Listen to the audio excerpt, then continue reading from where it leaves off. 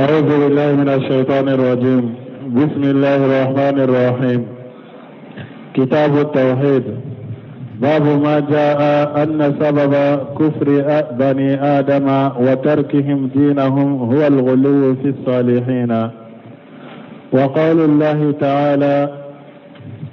يا أهل الكتاب لا تغلوا في دينكم. بسم الله الرحمن الرحيم.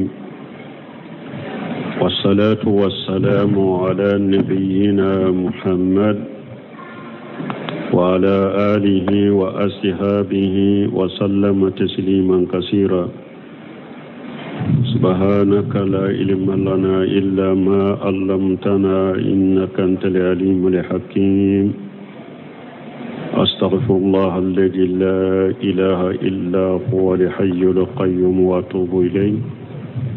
اللهم انفعنا بما علمتنا وعلمنا ما ينفعنا وزدنا علما.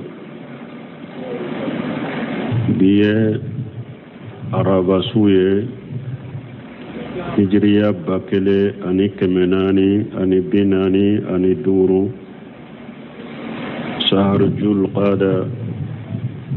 من هجرة سانكالو تاني كلنا بسويني أولون فلاناي. ميلادي نصارو كجاتي بافلاني مغاني ناني سانكالو دورونا بسويني وتاني دورونا. أمبي دورة بغو مسجد رجاق وأمبو كنو درسوا بشيخ الإسلام محمد بن عبد الوهاب رحمه الله. أكا كتابو كنو كتاب التوحيد. باب ما جاء أن سبب كفر بني آدم وتركهم دينهم هو القلوء في صالحين. أمبو بوندا دلا درسو تمني أني بوندا إندامنا بي آية من بي بوندا ينكونو دي كالانانكا. أقوى قول الله عز وجل كو أني ألقى كما مسامين كبا كورتالندو. يا أهل الكتاب لا تغلوا في دينكم. ألقى كتاب الدنكو أكنا دانتمي أكبتولا أكا دينا لكبتولا ألا يعود يورم أيد داي أكنا داون ساقو كداون تمي. كتابة دونكو بنا فرنفانسا يهودان النصارى دلو. ألا بوولي كو كتابة دونكو مونا كاسروتا كبارا كنوكا كتابوي. توريتا جيجنا يهودا وكوتي كبارا كناي. إنجيلا جيجنا نصارى وكا وتي إنجيلا كما بارا كناي. نا فورما يا أهل الكتاب الله نيني دي kitabe dunkew aw munu ni kitabe jiginaw ka aw ye kitabe dunke aye barake naka kitabu ye la sulu de do abe komi ni ayyuhal ulama abe komi ni ko doni ke bagaw alla nyine munye kulasu uka barake no ka doni ye ulunu mogo to te kelenya. Donc akoro de kitabe dunkew ni alabu wole ko kitabe dunkew ci dem wole hadisa wu dola kitabe dunka akoro de kulla so ay baraka naka kitabu ani fana kuni kafiru tobo nyona do be se ka fo munna nin kuma la ko kitabe dunkew de kana danteme munna obeke delelaye ka delela injigi ci den kamantonga amba fo oho mogo munun temena anye ni ala yu ka kibariya kalanye qur'ana kono ni delila mana ko o kibariya no ko kerekera nuye an fana sembala ani fana yorowera la ko qul ya ahlal kitab ako ciden ka fode qul ya ahlal kitab. Donc ni ciden nya mariyara ko akafu ahlul kitabi ciden ciran bedema wala mbe sembo ola. ودياتو مني شيخ سليمان بن عبد الله بن عبد الوهاب أكا كتابه كنو تيسير العزيز الحميد على توصيل الكتاب توحيد تيسير العزيز الحميد شرح كتاب التوحيد أقول شيخ الإسلام ابن تيمية koni mogo ni kera komi yahudiya nyogona ifana dantemena ubi faratu laika dina la ko ye yahudiya nyogona komi salila komi qawariju nu ubora aluko kalikele alu fana yu kele ni ciden ka nyamaru kanye ni ciden ka harisa chamanye alu yukkele ako ciden ya yira fana ku bolen do dina kono komi niye biye filik fenna na ba sogo ka bo chogomi awa ko abo chogo kelen na komi rafidawu ani qadariyawu ani jahamiyawu ani mu'tazilawu ani la ashayirawu ako mugo dante mena ako ifanani yahudawu nyonadi mugo ni dante mena ka dina la ifanaye yahudawu nyonai kasagi kafo konna ya soro ciden yere tilela ciden nya fanye ko mugo be soro min ba dambi kata silamiyamma aka kalan kabbo aka bato kabbo na bolende silamiya kono akonni okera ciden ka wakati ka fara ka bato bayinka ana ka kalan bayi ciden ka bolendo silamiya kono komi qawarijin akonni okera فليعلم أن المنتسب إلى الإسلام والسنة في هذه الأجمان قد يمرق أيضا من الإسلام أكوني يودو يكودو كافوني اوا مغدو باي دامبي كتا سلاميا فنما أني السنة ni wakati wala ko tigi fana be bo silamiya kono o jogo kelena wajalika bi asbabi minha ko mumba tigi la bo silamiya kono ko sababu chama o sababu abu kono alqulu alladhi jammahu Allah fi kitabihi ako abedo sababu kono sababu munumbo tigi bo silamiya kono ko danteme minni ala ya laggo shaka qur'ana kono na ko ya ahlal kitab la taqulu fi dinikum yanni fomunna paska ka do na yanni aqida kitabu muraja ba do ambe kuma chaman fo an kaddari sula aba be boyoro do ka fu kuma ude do ni sarafu yu fo anye wakati be mba fo munum buddam bi kata sunnama ta taysir la jeje hamidita iba sore shaykhul islam ibn taymiya ka kuma do aba ka kuma kono ako fal ya'lam anna al muntasib ila al islam wa sunna fi hadhihi al ajmani qad yamruq aida min al islam akoy kado mugo do be se ka soro ni wakati fana la badam bi kata islamiyama abadam bi kata sunnama me abolendo islamiyya kono ni sababu chamay adoye munye alqulu danteme donc danteme abe fam fula mbela danteme be se ke kam gotanu ka danteme be se ke fana kam masrunyali mugo ka la gosilila ibe se ka danteme tanunila ibe se ka danteme hada madel la gosili fana la wala ambenu fusarahunna qawluhu وقول الله عز وجل يعني وباب قول الله عز وجل بدون سمين كنا وقوله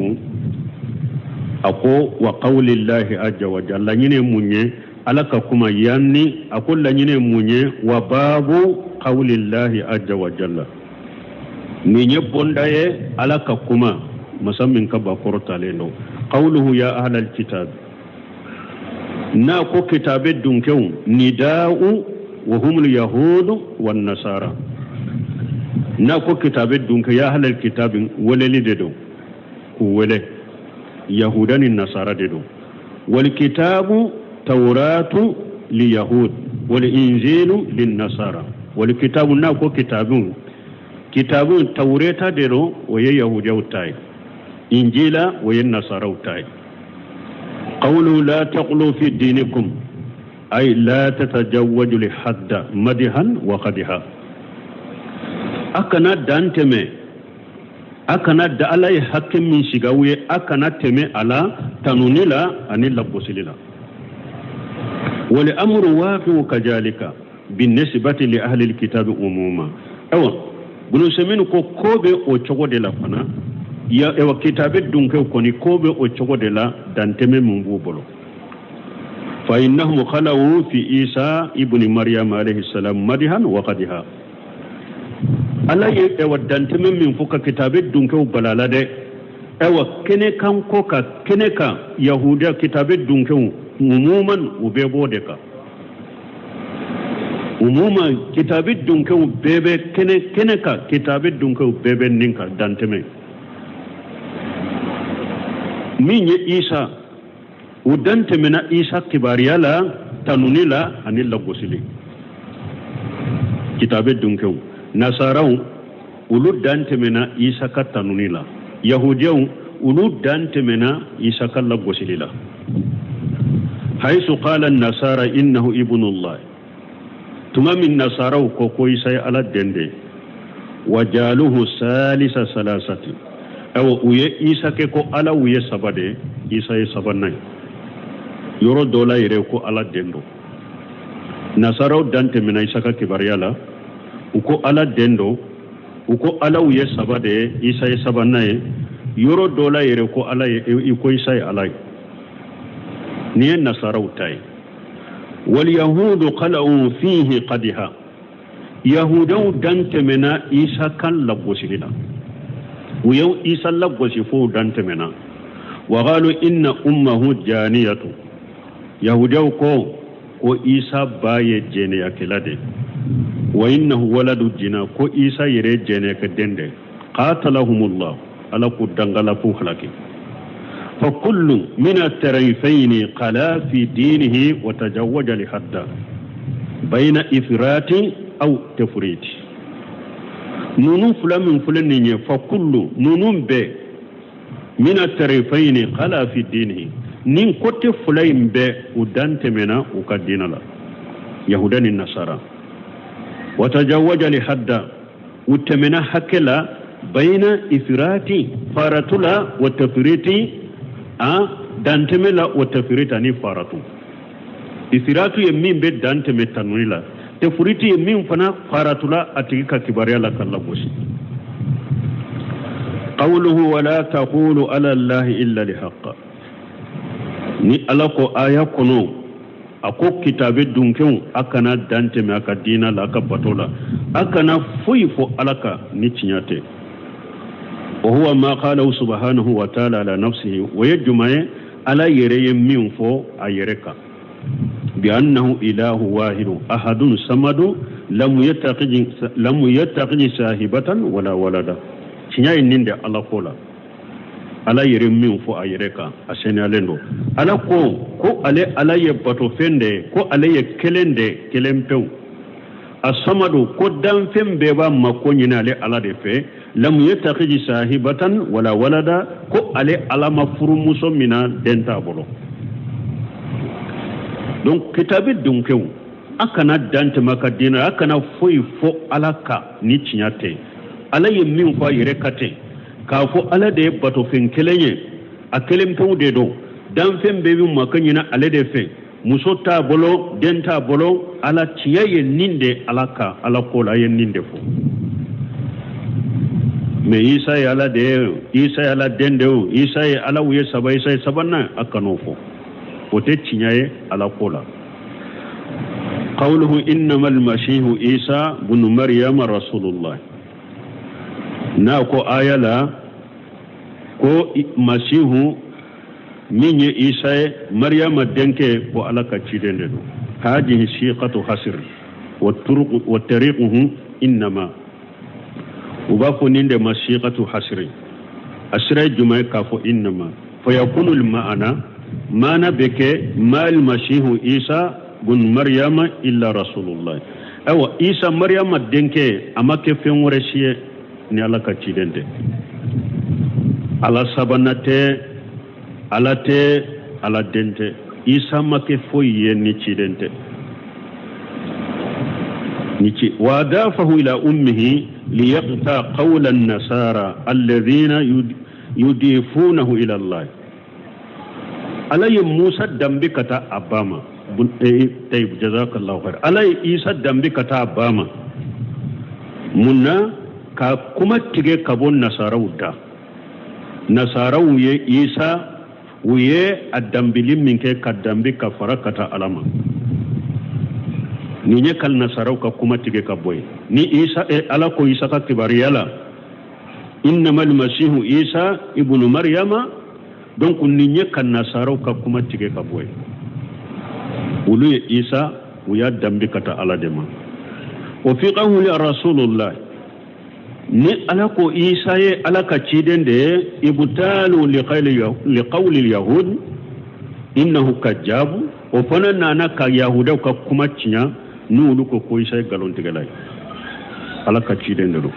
wa li qawli nasara ani kan nasara ka kuma cinya innahu ilahu nuko isa ye alai wa fi qawli wa kalimatuhu ni ala ya fo ayayin kono ko ala ka kuma de do ibtalu li qawli al-yahud innahu ibnu jina ona naka yahuda ka kuma cinya nulu ko koyi sai jena ka denni wa kalimatuhu allati alqaha ila maryam isa alaka kuma da alai kuma min bilakata maryam ma wa fana jumaye an qala lahu kun fayakun alakum mu isa ka ke denye maryama kono akera denye kalimatuhu nyeninde alako akake denye akera denye qawluhu wa ruhu minhu na ko wa ruhu minhu ninde do nimmi nyamariya bora alafe ala de ninke isa la ay innahu ajja wa jalla jala isa alayhi salatu wa salam ka khayri min bani adama min jasadin wa ruh la nyine munye ala ye isa ke ala katanuna kisibe isa ka aye isa ke komi hadama don to farikolo de bala ninde bala yado hadama deun dana dan cogo nani de la hadama den do be batala fatala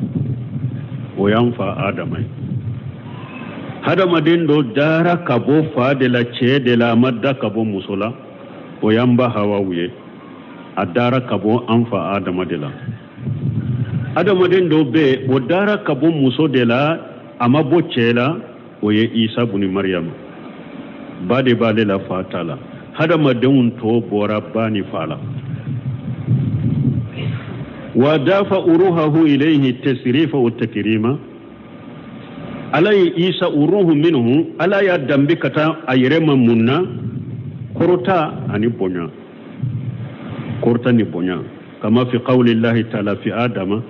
komin ni abi alaka kuma la masamin kortale adama ka kola wa nafaqtum fihi min ruhi ne kan nin fiye kado adama la fa haja li tasrifi wa takrim ni nyede ka adama korta ani ka bonya munnan nin fora parce que yahudiyo dilola ninna kunniya ye uluko isa ye ala doye ko ala ko ruhu minu isa nasaraw konnu ye uluko isa ye ala doye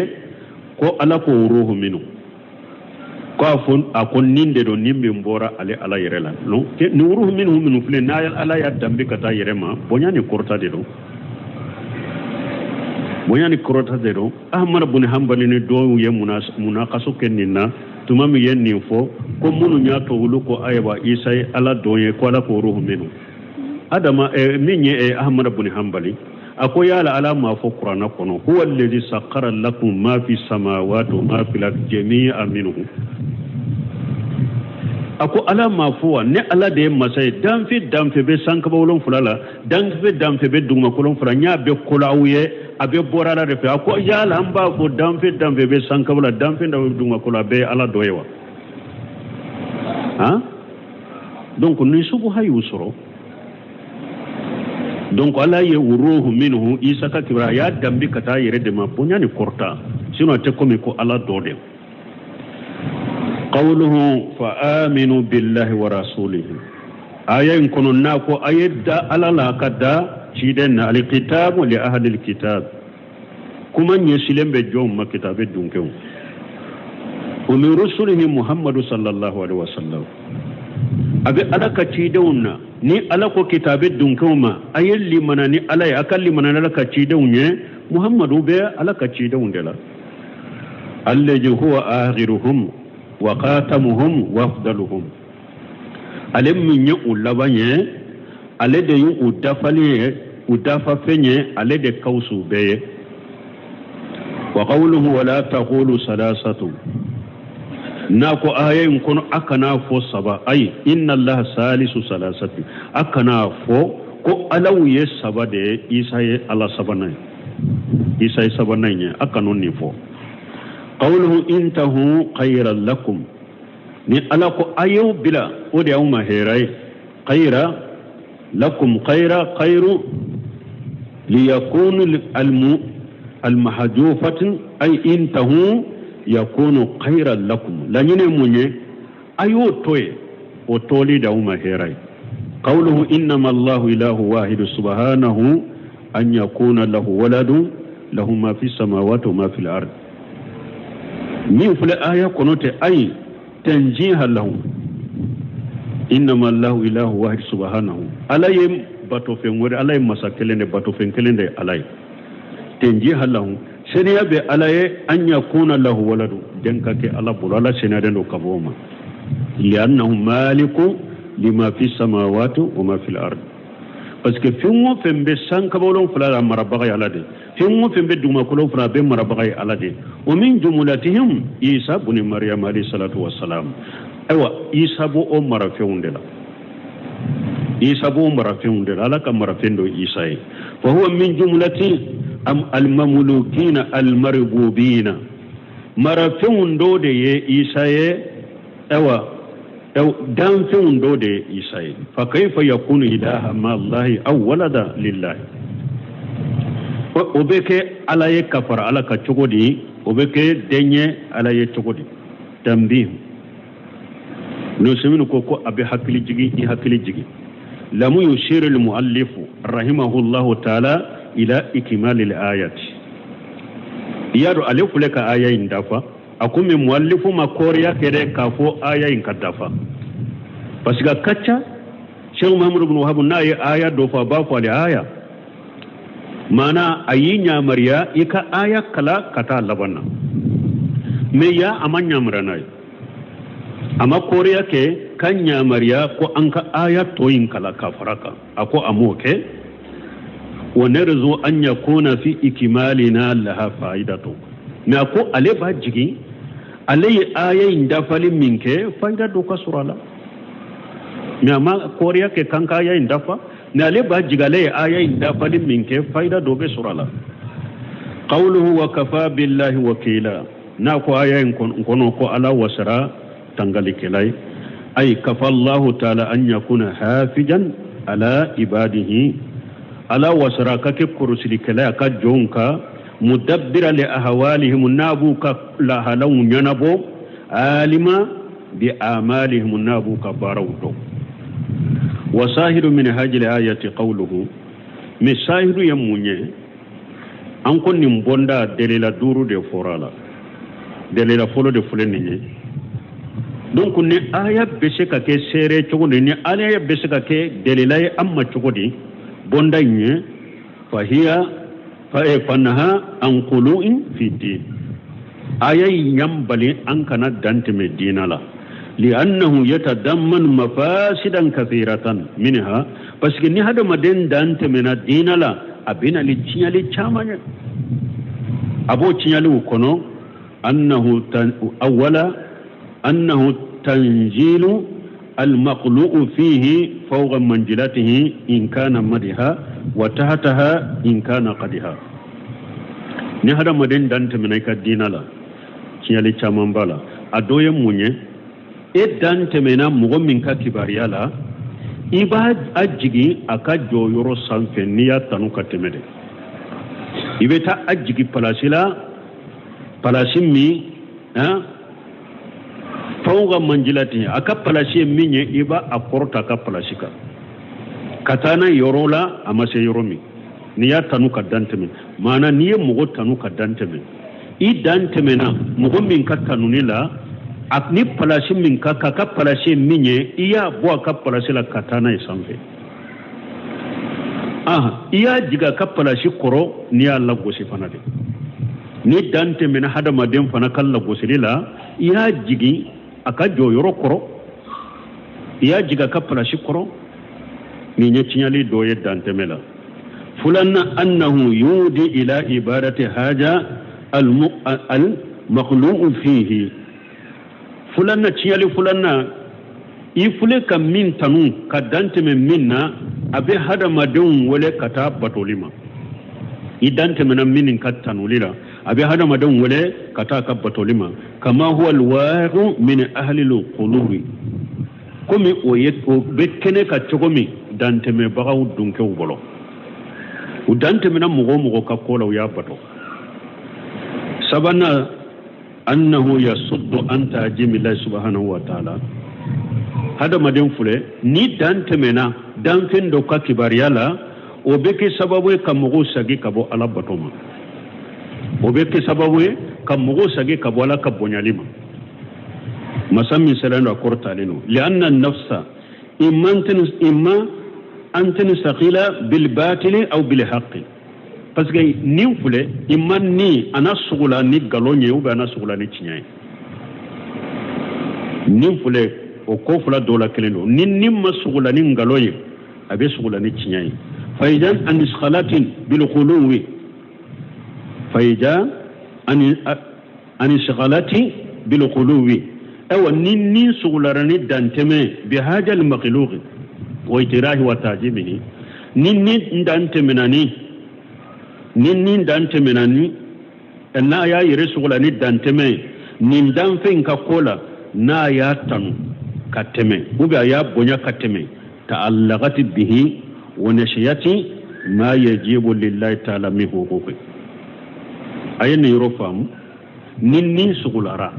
ni dante me dan fen min ka kola aye dan fen tanu kateme uba aye dan fen bonya kateme animbe dilo o danfen de la abin yina min wajibra kala ka hakela abin yina ko abin yina alaka hakken ko a dante mina danfen min ka kibariya la de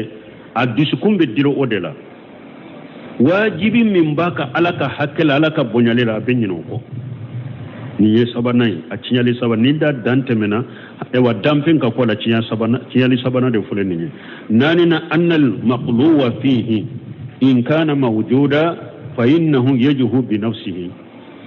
aw idan temena mugo min ka kibariyala na ya sura tigibe abi korode aba yere korotade aba yere ponya yajuhu bi nafsihi yatakabbar aba ayere korotare wa yataajam aba ayere bonyade o ya ajab biha abe kaba ayere lad idan temena mugo min ka bonyalila ni ayere bede abi korode abe yere korota abe yere bonyade bila atigi polo ayere atigi ba yere bonyade aba yere korota de ka yere bonya ka kaba yere la wa hadhihi mafsadatun wonni nyetiale de tafsidu al makhluwa fihi in kanat madha idan temena mugo min ka kibara la ba tigi cinya ni ya tanu ka dante mede وتوجب العداوة والبغضاء وتوجب العداوة والبغضاء أبينا أن كونياي أن جويا وقيام الهروب أن كلو جو والبلاء أن بلون بين هاجة وهاجة إن كانت قدها نا يا سريدان تمنا موكا لغوسري فنادلا أبينا أن مونيه كونيا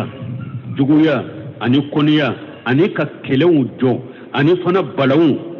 mi emin yella gosilike ani iye min la gosi kele ni juguya ani konya de be bilani nyugonje o be nani kele de ani juguya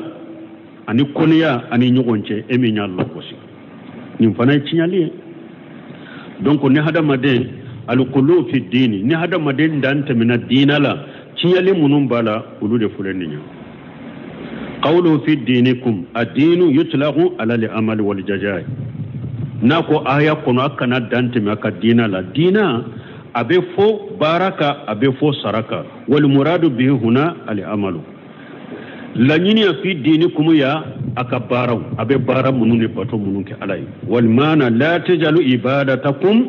قلوا في المخلوقين وغيرهم لنيني مني كناك أو كناك بطو كدانتمي أكناك بطو كدانتمي دانفون كقولا أني دانفون تنا أكناك بطو كدانتمي دانتمي دانفون كقولا أني دانفون تنا وهل يدخل في هذا قلوب في العبادات دون سمكم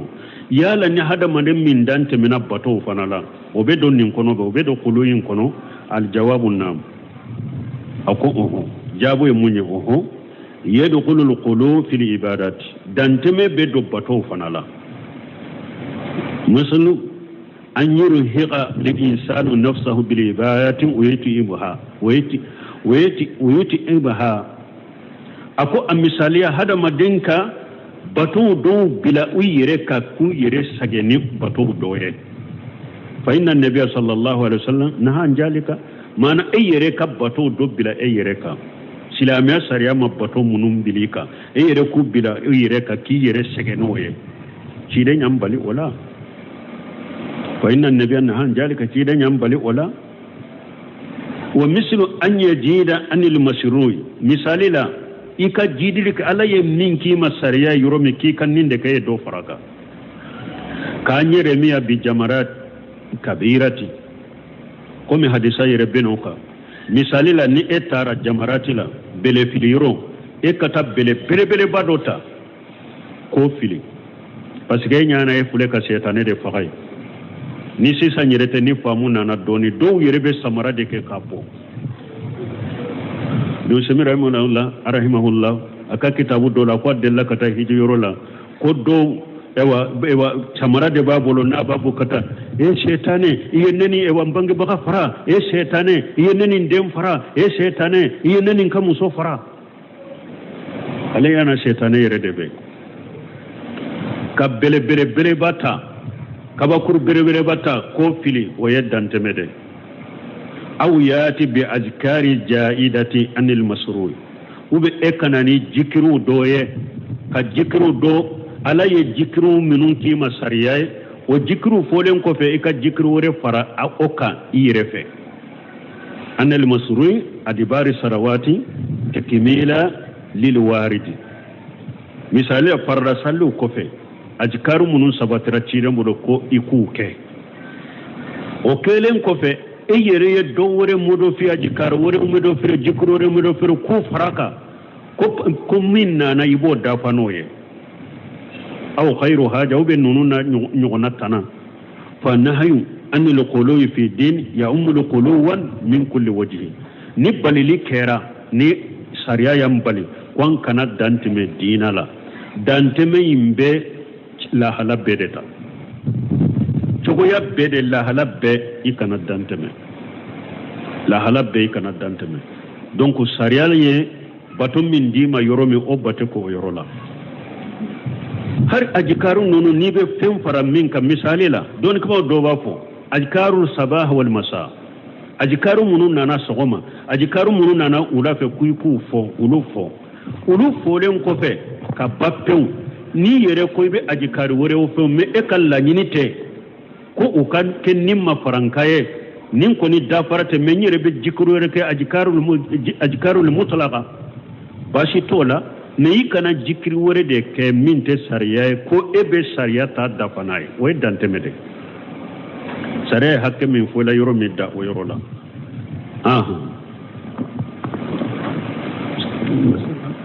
وفي الصحيح عن ابن عباس رضي الله عنهما في قول الله تعالى وقالوا لا تذرن آلهتكم ولا تذرن ودا ولا سواعا ولا يغوث ويعوق ونسرا قال هذه أسماء رجال صالحين من قوم نوح فلما هلكوا أوحى الشيطان إلى قومهم أن ينصبوا إلى مجالسهم التي كانوا يجلسون فيها أنصابا وسموها بأسمائهم ففعلوا ولم تعبد حتى إذا هلك أولئك ونسي العلم عبدت. وفي الصحيح أننا بغاري كنو بن عباس كأسر من فلنية أني بن عباس رضي الله عنهما أننا بغاري كنو أبو عبد الله بن عباس بولا لك جكبو فلا بما في قول الله تعالى ابن عباس يافو على آية التوسير الله ابن عباس يدوني تيدم بنانك دندو ترجمان القرآن وبافو على دي ما كو قرانا دالا من بغا ترجمان القرآن أفامولين دو دينا لا أبي قرآن التوسير دو تيدم دو يوفلا دو أوكاي اللهم فقهه في دين وعلمه التأويل أكو ألا إيكا بنا باسا لا دنيا إيكا لا فامو دينا لا إيكا لا دنيا قرآن قرولا توسيري إيكا لا دنيا توسير لا ترجمان القرآن نسمينو يربنا كما شيبو كالتوسيري أبنا كما أكا سرهولا وقالوا أو nuhu cira mogo munu maw ko la tadarunna alihatakum akana ka bato feum bato litoyede nuhu ale de ciden fule kana dugu koloka buna basi ko ako kata adama kana nuhu la karani tande do jama kulu tande tumbunu nyogonje karani ye sanke mede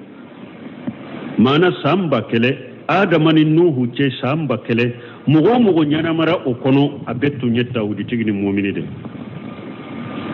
abe alabato la betta wudi tiga be mu'mini metuma min nuhu kam mugo uye mushriki fana sababu bena fo o kolende alay nuhu chuma nuhu chile uma tuma ma yu wele kata tauhidima ku bake ka boli munum batu ku ka boli nunum batu litoy awa uko nuhu ma ako uko nyogo makawashi yake nyogo nye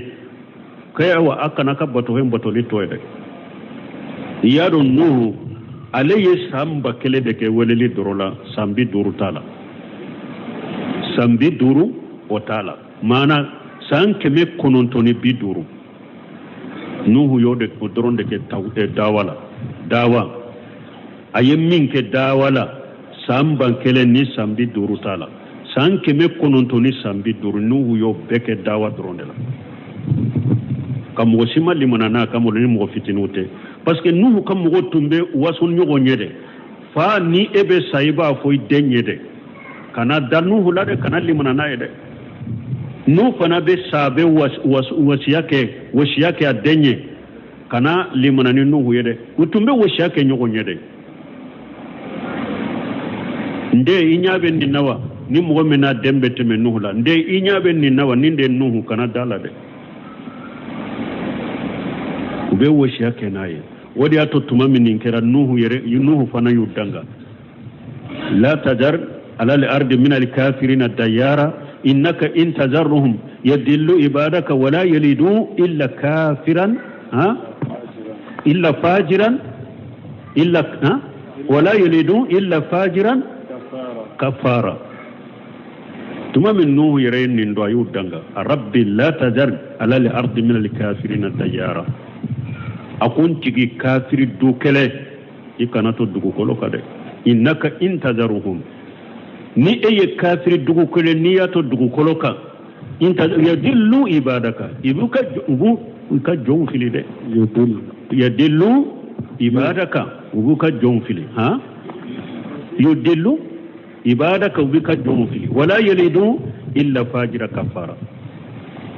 ute foy wolo ni fajiri ni kafirite donc nuhu ni ndanga koka wala uko wa qalu la tajarun alihatakum ñogon wasi a ñogoña ka ñogoña mariya ko hakkana ka bato fen batoli toyde wala tajarunna wadda hakkana wadda batoli toye wala suwa hakkana suwa batoli toye wala yaqusa hakkana yaqusa batoli toye wa yauqa hakkana yauqa batoli toye wa nasra hakkana nasra batoli toye buna bas ko قال هذه أسماء رجال صالحين من قوم نوح أكون نية مغنيما ودوري توي nuhu kam mogola na yen jam kolosi de nuhu kam mogola chogodi munu nuhu beddam bi kata mogo munuma parce que nuhu kam mogola bunu semir ben wotambihu kanyi sarahula ninkum nuhu kam mogola abe komisa nuhu ya aka weleleke munu limana naye ulude do kerate asro chokote o chogote ka fo uluto utul limana ni nuhu yede o kofe unana ukera ni chogola kake kafiru ye nuhu yu waju ko ay akana ka batu fento ay la nyini toyede ni mugo munu fule ni mugo nyuma munu fule ni nye nunun temena nuhu nyede ni mugo nyuma nunun temena nuhu nyede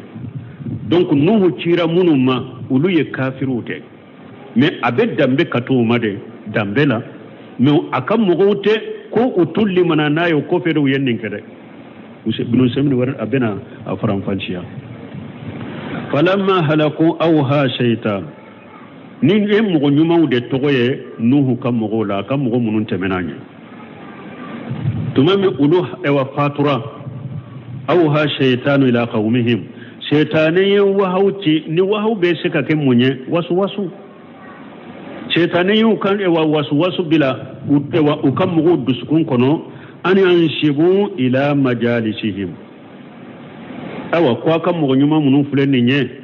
ayu ka photo de la ko ka photo jo aka ewa shigi yorola ayu ka photo jo aka shigi yorola allati kanu yajlisuna fiha ansaba ako aka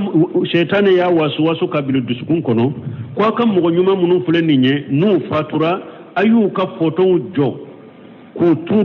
turu ku jo abe shigi yoro mununa aka gere yoro aka baro yoro ayu ka photo turuye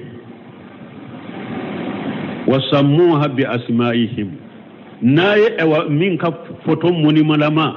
na ya dila aya jo ka turu aka shigi yoro inna donc aka mugo nyuma in togo wele ala aka mugo nyuma in togo wele ala fa falu o mugo fana yoke mais munu ni setani waswasu ku kan ninke doni tumbe ulu bolo kafo minye nimbidia e utunte photo bidiyala ani photo haramu yale ni photo bidiya utunto do me kafo ulu koni be photo nunum bato tawhidi be bolo doni bu bolo munun koni bado ko photo nunum bato lite daga me photo joli bidiya utunto do me ka photo nunun koni bato ulu tunte soma tawhidi tumbe ulu bolo doni tumbe ulu bolo mimbu bali ola ubado kwa tebbe ukapato donc setani makumu fede yado setani fulalete koroto alebe hada maden takata doni fo français ja ama koroto ola iba soro munu nyen ninke munu fatura sa iba soro ulu deunde fulen ninye mogo nyuma nonu nye tawhidi to deun bolo ne minye photo joli bidia utode do setane donani osiraye ko bila photo joli bidia la me setane yere bado doni mimbe nunum bolo tawdi mimbe nunum bolo nte se nunum man ko ube nunum bato o setinye ama korto ayulu bila hatta ija halaka ulaika fo nunum fana fatura tumami nunum fatura wono shiyal ilmu ubidati woni mogolu ni ewa mogo doni korotala ube doni ke baka usara munun tora ulu tora jahilu de utte tawhidi do te doni do muni ma jole nunu ubatora sisa uyo bato ko fara alaka donc wala ambeta ni aya ambeta ni sarahuye ibnu seminu bolo وقول في شيء البخاري وهذا لأثر اقتصره المصنف وقد سبق الكلام أنك جود واو به بس الله جل شاير تقولي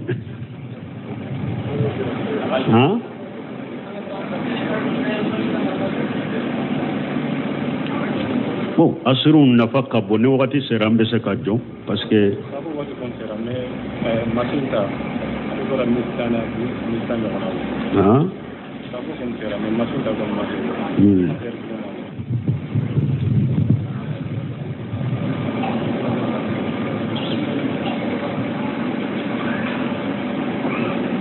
militita an bɛ se ka jɔya parce que ni asiru min filɛ nin ye a nafa ka bon n'i y'a ye hali sisan diɲɛ kɔnɔ ayiwa foto balaw minnu bɛ diɲɛ kɔnɔ toujours nin kow ɲinali de don hali an yɛrɛ ka jamana kɔnɔ nin ko sugu filɛ yan u taara mɔgɔw dɔ ka monument dila k'a kɛ comme u yɛrɛ u monument o dilala kabako jɔ u b'u bɔ réseaux sociaux la n'u tɛ yan don o don jamana in kɔnɔ u bɛ bato foto n'i y'a ye silamɛya sariya ye foto haramuya o de y'a to Abdurahmani Ajilani a ka kitabu tawhid saraw la n'a yɛrɛ ale sera nin yɔrɔ la foto haramuya hadisa minnu fɔra a b'o fɔ a ko nin de y'a to ciden ko inna sadda nasa jaba yawmal qiyamah al musawwirun a ko de y'a to ciden ko yawmal qiyamah don mɔgɔ min kan lajaba ka girin ni bɛɛ ye foto talaw de don a ko de y'a to ciden ko yawmal qiyamah don mɔgɔ ye foto ta n'i ma foto ala bi ɲamariya ko i ka nin fiɲɛ ka kala i fana tɛ se ka nin fiɲɛ ka kala ala bi lajaba de a ye hadisa caman fɔ hadisa minnu nana ka foto haramuya mun ya silamɛya sariya ye foto haramuya a dɔ ye ala ka dali ladegeli ye foto tala ou bien monument dilana a b'a kɛ ka ala de ladege a ka dali la o nana hadisaw kɔnɔ ala ko n'i bɛ ne ladege n ka dali la dɛ ɲɔkisɛ dila mɔgɔw k'a du kɛ n'i bɛ se fɛn na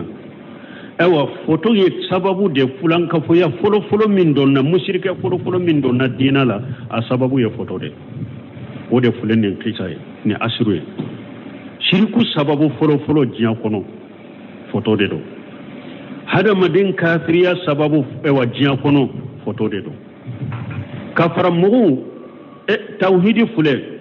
mun na Mamadu Wahabu yɛrɛ ye nin bonda minnu an tɛmɛnenw la a ye tawhidi bange ala ye tawhidi bange cidenw ye weleli kɛ ka taa tawhidi ma ka tawhidi bange ni o n'a ta bɛɛ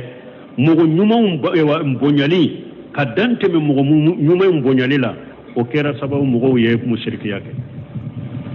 ka fara tawhidi n'a ka delilajɛlenw kosɔn mɔgɔ ɲuman ka dan tɛmɛ mɔgɔ ɲuman bonyali la a ye mɔgɔ bila musirikiya la hari foto minnu filɛ sisan maaba foto minnu filɛ wele min bɛ kadiri kɔnɔ hari appareil foto minnu hari ni dɔnnikɛbagaw dɔn an bɛ ala deli ala ka n'u kanda jamana kɔnɔ n'u b'a fɔ fɛn t'a la n'u b'a ladaga an yɛrɛ bɛ maabaw dɔn ni seeguw dɔw ka foto la carte d'identité foto a dilolen b'a bolo a b'a bonya de a b'a karama de a dɔw yɛrɛ an y'a ye carte d'identité foto dilolen a b'a tɛgɛ fɛnsɛ ka taa ma ka tɛgɛ ja ka taa ma a b'a mako ɲina fɛ carte d'identité photo dilolen jamana in kɔnɔ réseaux sociaux dɔ la u bonyalen dɔ mɔgɔw bolo ka dan tɛmɛ o la fo a b'u wele ka taa fulankafoya ma a b'u wele ka taa musirikiya ma k'u fara ala kan wala n balimaw foto ko min filɛ nin ye foto in a haramuyalen don silamɛya sariya la a kɛra sa min ye a monument de dilan a kɛra saba min ye a kotolama de don wa a haramulen don silamɛya sariya la ayiwa silamɛya sariya y'a yira foto monumentlama foto a dɛsɛlama ayiwa ni foto ni appareillama de don silamɛya sariya ɲamarali ka bɛɛ ka tiɲɛ de ni se bɛ silama ye silama ɲɛma kan ka ci de wuli monument bɛ yɔrɔ yɔrɔ ka bɛɛ kari hali jamana in kɔnɔ kalifuru monument bɛɛ a bɛɛ kan ka kari de ka ci ka bɔ yen mais bɛɛ t'a karibaga ye dɛ f'an ko mɔgɔw k'o la faamu dɛ faamaw de b'a kari an bɛ ala deli ala ka na ni faama ɲuman de ye min bɛ diina kalama a bɛ tawhidi kalama n'a bɛ ɲamaralen kan n'u b'u bɛ kari ka bɔ yen a bɛ kan ka kari ka bɔ yen tuma min ciden ye maka dayɛlɛ alikaba sɔrɔla kɛra ta ye a ye boli 360 dɔ sɔrɔ yen a y'a bɛɛ kari ka bɔ yen a yɛrɛ y'a bɛɛ kari ka bɔ yen n'a ka bɛrɛ min dɛsɛlama de don a b'a fɔ ka na ni ji ye a bɛ ji kɛ ka bɔ alikaba la a delila ka Ali ibn Abi Talib ci ako ali ibn abi talib ma ako tani dugum masinala allan tada suratu illa tamasitaha wala khabru musrif illa sawaitahu ako tani dugum masinana ni photo sore abe tuse ka boy kaburu korota ya korota kabo dugu kolola nuba bonya de ka karama ika becci kani kaburu toke kenene cire nya ali ibn abi talib aya cinninna ali fana katilela abile hayyaj obe muslimu kono ako yalin ki bila bara dola ba ciden de la kanne yere ci kin bila nyonana ako awa ko tanin dugu masinana photo be ka be touche ka boy kaburu boy nu ya dila ka korta ka bos dugu kolo la ka be ci kani kaburu to kekelenya udala keni photo kanka ciade muni mau kanka karide kaburu dilale kogobe kaburu mina bombe kaburu muna so jolembe kaburu munun kanna silamiya kaburu munun kunna silamiya sariya ko nimbe ka kari ka boyde me bere ta kari bagayde akari bagay wolil amuru de famau ube ni famau ya urdu di mo mi wakinya mariya kotta be kari ka boy komi cidenya ali ci togomi ube ali abil hayyaji ci togomi ibetu kari ka boy mo sempulu te nonun kari bagade mo sempulu ite mogo ka monima ka kari bagay ite mogo ka monima ka ewa jani bagay e mogo sempulu fonka nonundo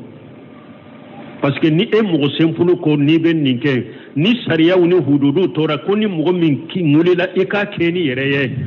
fawda de bena dinala nyagambi de bena dinala abida ni geri civil ni fitina ude jamana kono odi ato silamiya sariya maswama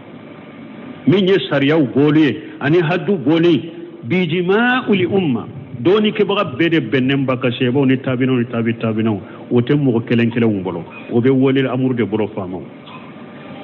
mo kelente sika dimini yerede ko beta hadduni sariya boni yerede ni yake ni dogo yamma min soro kana dogo yamma sagi kata famo made ede faratulay de sirabla ambe min fo yode foto haramu yelendo me ambe ala deli ala kam masake dama masake min be e wadina famu ka silamiya famu ka tawdi famu ka joni silamiya ka sariya ye monima be jamana en kono foto be naba be kari naba be tinya kaburu dilale be jamana kono ni kogo bala bombala naba be ci ka mo nyamra be kaci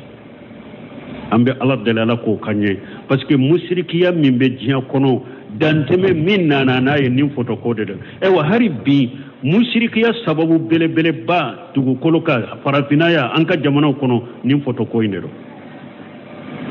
ambe ala delini mbonda atimme ko nyuma alaka ayiranna afo cogo nyuma ala ko no yanye subhanakallahumma rabbuna bihamdika ashhadu an la ilaha illa anta astaghfiruka wa atubu ilayk